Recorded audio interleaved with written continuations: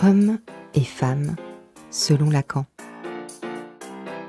L'ACF VLB, Zadig, UFORCA section clinique Nantes et le CPCT Nantes vous proposent du lundi 13 au samedi 18 mai 2019 une semaine Lacan à Nantes.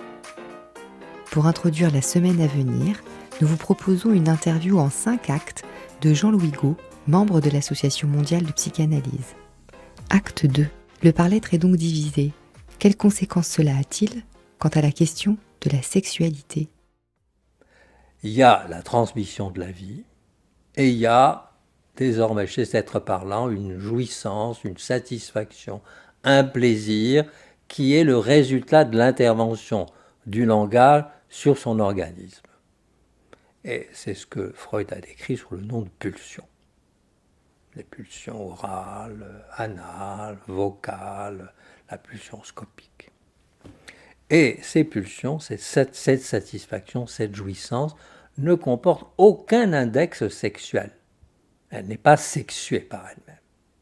Par contre, cet être parlant a affaire, il conserve du donné biologique de départ cette différence des sexes. Il y a là un réel du sexe, de deux sexes, qui est incontournable, auquel tout être parlant est désormais confronté. Alors le résultat, c'est que cet être parlant se trouve du fait du langage pourvu d'un corps sexué, qui est différent de l'organisme. Le corps lui-même s'inscrit dans une réalité éthique. Concernant le corps, les choses qui concernent le corps relèvent du bien et du mal, de ce qu'il faut faire, de ce qu'il ne faut pas faire, de ce qui est prescrit, de ce qui n'est pas prescrit, etc., de ce qui est interdit, de ce qui est prohibé, etc. Et ce corps est sexué. Cet être parlant est confronté à ce corps sexué. Et il est confronté à un autre réel qui fait qu'il y a d'autres corps sexués, qu'il y a des hommes et qu'il y a des femmes. Et il doit se débrouiller avec ça. Donc il y a un réel du sexe, masculin, féminin, mais il y a ensuite une assomption de ce sexe, une sexuation, une sexualisation qui fait que cet être parlant assume plus ou moins bien le fait d'être un homme ou d'être une femme, d'avoir des relations avec un homme ou avec une femme, avec quelqu'un du même sexe ou avec quelqu'un d'un autre sexe, etc.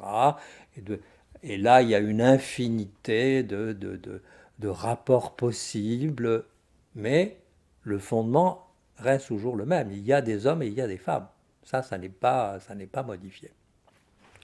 Donc ce par-l'être a affaire au fait qu'il a un corps et que ce corps est sexué. Et d'autre part, il a affaire au fait réel qu'il y a des hommes et qu'il y a des femmes. Et que la question se pose pour lui de savoir qu'est-ce que c'est que d'être un homme, qu'est-ce que c'est d'être une femme.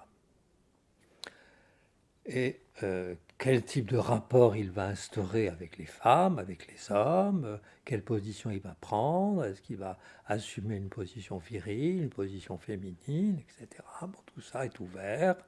Et le résultat d'une subjectivation du sexe ou ce que l'on appelle une sexualisation ou une sexuation, à distinguer du réel du sexe qui est le donné de départ. Dans ce domaine, comme ça a été précisé au départ, rien n'est écrit. Nulle part il est écrit qu'est-ce qu'une femme ou qu'est-ce qu'un homme. Comment on doit être pour être un homme, comment faut-il faire pour être une femme. Il n'y a pas d'identité véritable concernant l'être sexué, homme ou femme. Il n'y a que des identifications. À la place, là où il y a un défaut d'identité, les cultures, les traditions suppléent à ce défaut par des identifications, c'est-à-dire des manières d'être un homme ou une femme. Et ceci varie suivant l'histoire, varie suivant les cultures.